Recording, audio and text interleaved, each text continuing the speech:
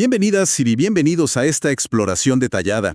Hoy nos metemos de lleno en los números de Echeverría Izquierdo S.A., una empresa, bastante importante en ingeniería, construcción, también desarrollo inmobiliario, ¿no? Principalmente en Chile y Perú.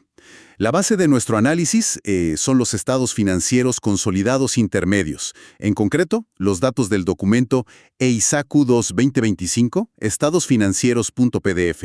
Esto nos da la foto hasta el 30 de junio de 2025. Y la idea es esa, desmenuzar estos informes, entender cómo está realmente la salud económica de la empresa, cómo les fue en esta primera mitad del año, qué dicen los auditores y qué cifras, qué tendencias son las que de verdad importan. Vamos a verlo. Empecemos por ahí, por la revisión de los auditores externos. Siempre es un buen punto de partida, ¿no? Para ver si podemos confiar en la información. En su informe dicen que no encontraron nada que les hiciera pensar que estos estados financieros no presenten razonablemente la situación financiera y los resultados, todo según las normas internacionales. Exacto. Y aquí es súper importante entender que es una revisión, según la norma que usaron, la NTR 2410. No es lo mismo que una auditoría completa de fin de año. Una revisión, se basa más que nada en preguntar cosas al personal de la empresa y aplicar procedimientos analíticos a los números. El alcance es mucho más limitado. O sea que no es una garantía total de que todo esté perfecto. No, claro. Por eso no dan una opinión de auditoría como tal.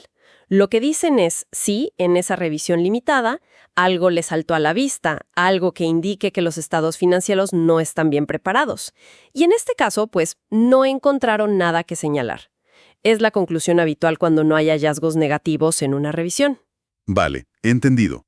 Y mencionan también que la información sigue la NIC 34. Sí, la Norma Internacional de Contabilidad para Información Financiera Intermedia. Es relevante porque asegura cierta comparabilidad con otras empresas que usan IF y, también define qué información mínima deben incluir estos reportes de mitad de año. Ayuda a estandarizar un poco. Y otro dato que dan. Desde el 1 de enero de 2025, Chile adoptó completamente las normas internacionales de auditoría, las ISA, y que las auditorías y revisiones anteriores, las de junio y diciembre de 2024, tampoco tuvieron problemas, ni salvedades, ni modificaciones. Exacto. Eso da una idea de consistencia. Parece que vienen trabajando de forma ordenada en sus prácticas contables y de auditoría últimamente. Muy bien. Entonces, con esa base de confianza en los datos, vamos a la foto financiera al 30 de junio de 2025. El estado de situación financiera, el balance. ¿Qué nos dice? El tamaño total de la empresa, medido por el total de activos, que es igual a pasivos más patrimonio, creció poquito. Pasó de unos M550.656 millones a fines de 2024 a M552.087 millones ahora en junio. Un aumento, la verdad, bastante modesto en 6 meses. Pero, si miramos dentro de esa cifra total, ahí sí hay cosas interesantes. El patrimonio total, que es como la inversión de los dueños y las ganancias que se han quedado en la empresa, ese sí que tuvo un aumento más importante. Creció de M159.536 millones a M174.210 millones. Ajá. Y ese impulso viene sobre todo de la línea de resultados acumulados. Exactamente. Esa cuenta, resultados acumulados, pasó de unos 75.6 mil millones a más de 90.5 mil millones. Y eso representa básicamente las ganancias netas que la empresa ha ido generando y que no ha repartido como dividendos, sino que las ha reinvertido. Que aumente es buena señal, claro. Indica que la empresa genera beneficios y fortalece su base de capital propio. Sí, pero al mirar el otro lado del balance, los pasivos, ahí encontramos algo que llama mucho la atención. Mientras el patrimonio crecía, los pasivos no corrientes, o sea, las deudas a largo plazo, las que vencen en más de un año, pegaron un salto enorme. Pasaron de MCD 78.012 millones en diciembre a MCD 134.643 millones en junio. Sí. Es un aumento de casi el 73% en solo 6 meses. Muchísimo. Una barbaridad. Es un incremento muy, muy significativo. Y claro, esto eleva bastante el apalancamiento financiero.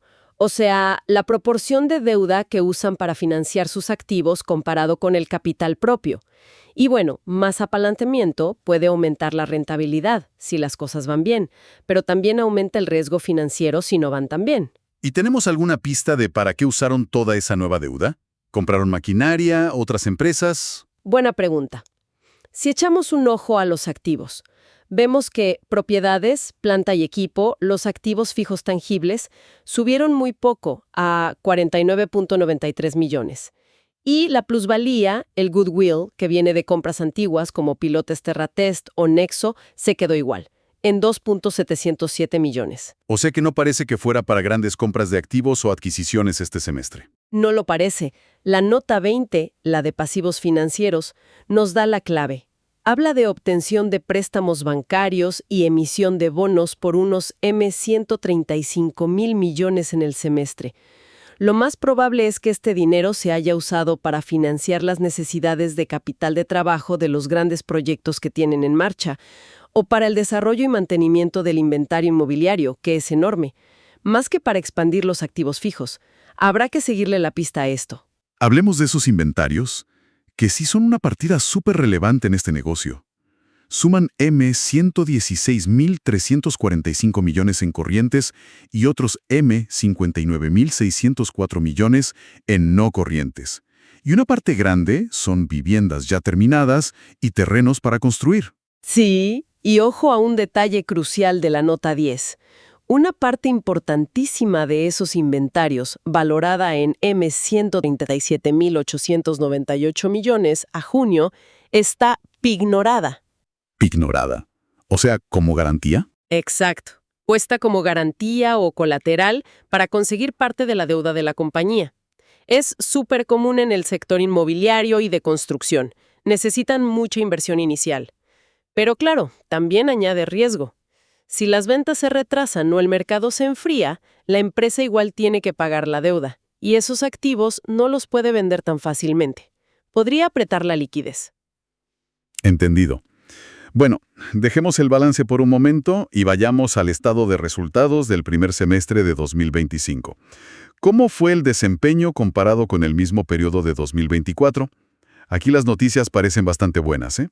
Los ingresos por venta subieron, de MS 152.062 millones a MS 173.247 millones. Es un crecimiento del 8,4%.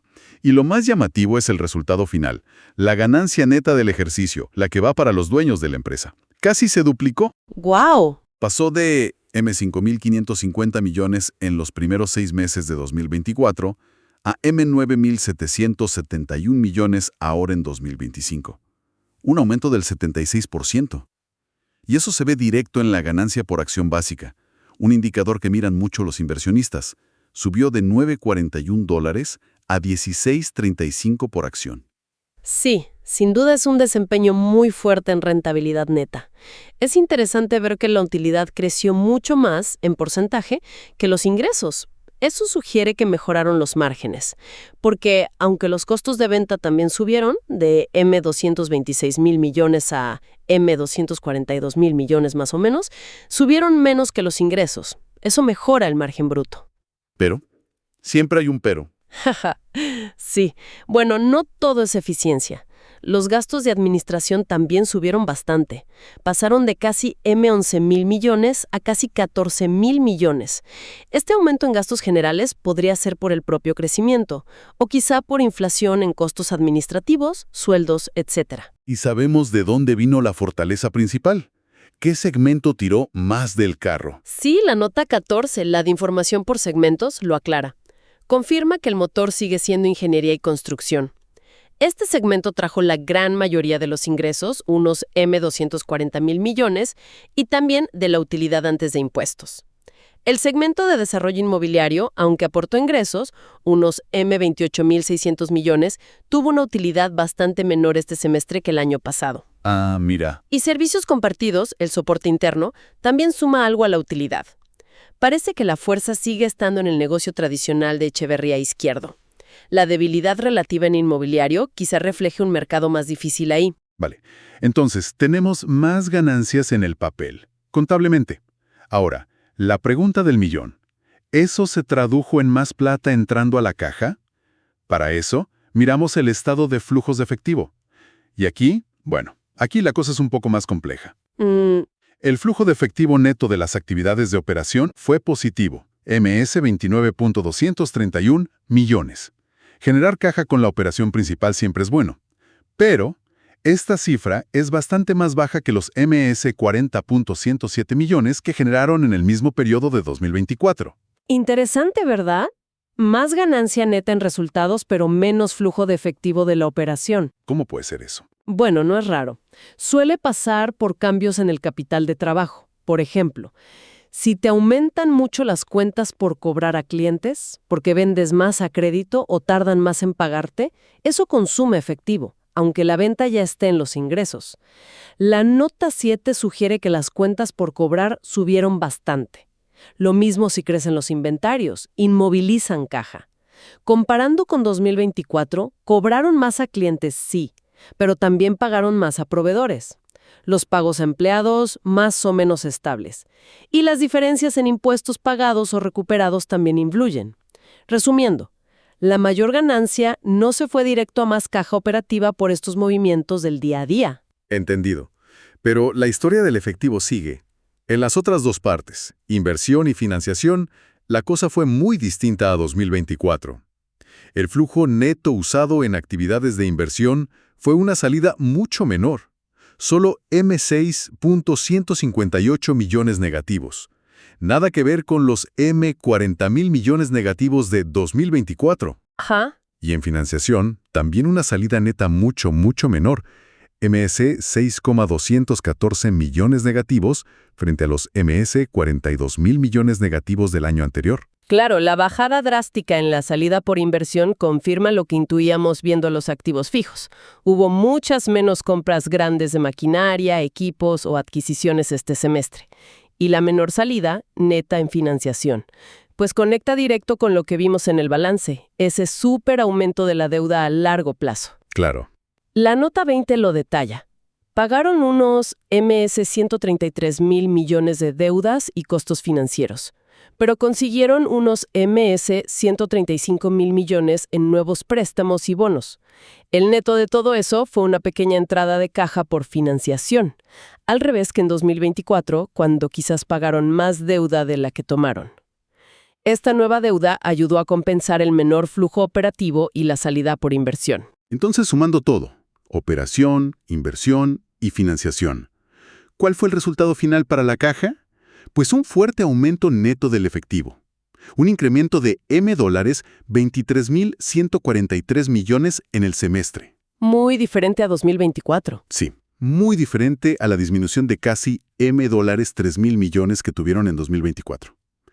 La caja al final del periodo, al 30 de junio, se ve bastante robusta.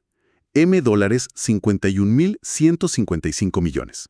Bueno, y para entender todo esto aún mejor, siempre hay que bucear un poco en las notas a los estados financieros. Ahí suelen estar los detalles clave. Por ejemplo, la nota 1 describe mejor los segmentos. Ingeniería y construcción es súper amplio. Infraestructura, montajes, minería, energía. Desarrollo inmobiliario, centrado en viviendas en Chile y Perú. Y servicios compartidos, que es el soporte interno. También cómo reconocen los ingresos, ¿no? Eso está en la nota 4.17. Sí, y es importante. En construcción usan el método del grado de avance. Tienen que estimar qué porcentaje del proyecto está hecho, y eso implica juicio, claro. En inmobiliario, el ingreso se reconoce cuando se firra la escritura de venta, y esto nos lleva a la nota 3.2, sobre el uso de estimaciones por parte de la gerencia. Que son clave. Totalmente. La gerencia tiene que hacer estimaciones importantes en muchas áreas.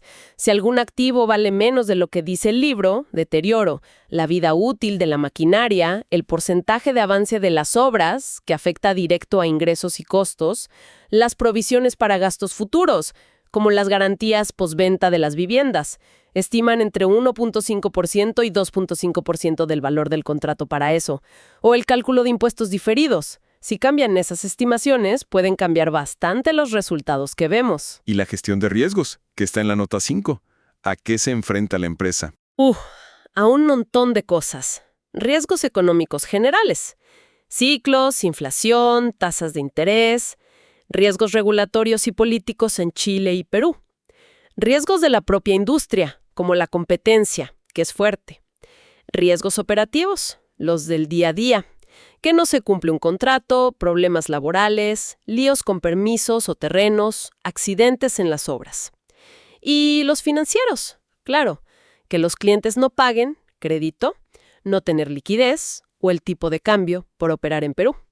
Mencionan incluso el cambio climático. Sí, dicen que monitorean esos riesgos y hablan de su estrategia de sostenibilidad, algo cada vez más relevante. Entender todos estos riesgos ayuda a ver si los buenos resultados de hoy son sostenibles a largo plazo. Por ejemplo, La competencia fuerte puede apretar los márgenes en construcción, o un cambio de regulación te puede frenar un proyecto inmobiliario. y sobre riesgos financieros dan un dato súper concreto en la nota 5.3.4 sobre la sensibilidad a las tasas de interés. Ujú. Calculan que si las tasas de interés variables suben 1%, 100 puntos básicos, el resultado antes de impuestos bajaría en unos M398 millones al año. No es poco, ¿eh? Y subraya la importancia de ese aumento de deuda que vimos. Si suben las tasas, les va a costar más caro financiar esa deuda. Otras notas que me llamaron la atención. La 9, de transacciones con partes relacionadas. Muchos movimientos entre la matriz, filiales, asociadas. Lo típico en grupos grandes. Y la nota 7.c, de deudores comerciales. Ahí listan los principales clientes y se ve una dependencia importante de grandes empresas, mineras como Codelco, Collahuasi, la forestal CMPC, Sí. y proyectos grandes fuera como el Puente Taratá en Perú. Exacto. Esa concentración en pocos clientes grandes, aunque sean empresas sólidas, también es un riesgo. Si pierden un contrato gordo o uno de sus clientes tiene problemas, el impacto puede ser fuerte. Y bueno, luego están las notas de provisiones, nota 24, y contingencias y juicios, nota 30, que detallan otras posibles obligaciones o líos legales futuros. Todo esto, digamos, da mucho más color y matices a las cifras principales. Perfecto. Entonces, hagamos un resumen rápido de los puntos clave de este análisis de Echeverría Izquierdo para la primera mitad de 2025. Por un lado, vimos una mejora súper significativa en la rentabilidad. La ganancia neta casi se duplicó comparado con 2024, sobre todo por el buen desempeño de ingeniería y construcción. Sí, eso fue lo más positivo. También se fortaleció bastante la posición de caja. Terminaron el semestre con mucho más efectivo. Aunque, eso sí, el flujo de caja operativo fue menor que el año pasado, por temas de capital de trabajo. Correcto. Por otro lado, la empresa sigue con un nivel de inventario muy alto, sobre todo inmobiliario, y una parte importante está como garantía de deudas. Y el punto quizá más llamativo, ese aumento tan fuerte de la deuda a largo plazo. Casi duplicaron el apalancamiento en solo 6 meses. Exacto. Y todo este análisis nos deja, yo creo, con una pregunta importante para reflexionar, mirando hacia adelante. Con ese fuerte aumento de la deuda, la sensibilidad a las tasas de interés que ellos mismos reconocen y ese inventario inmobiliario tan grande y en parte ignorado, ¿cómo podría Echeverría Izquierdo manejar un escenario más complicado? Pensemos en tasas de interés que sigan altas o una desaceleración económica que golpee la construcción y sobre todo el mercado inmobiliario, frenando la venta de ese stock. Uf, una combinación delicada. Sin duda. Gestionar esa mezcla de más deuda, sensibilidad al costo financiero y dependencia de que roten los inventarios parece ser el gran desafío estratégico para la compañía en el futuro cercano.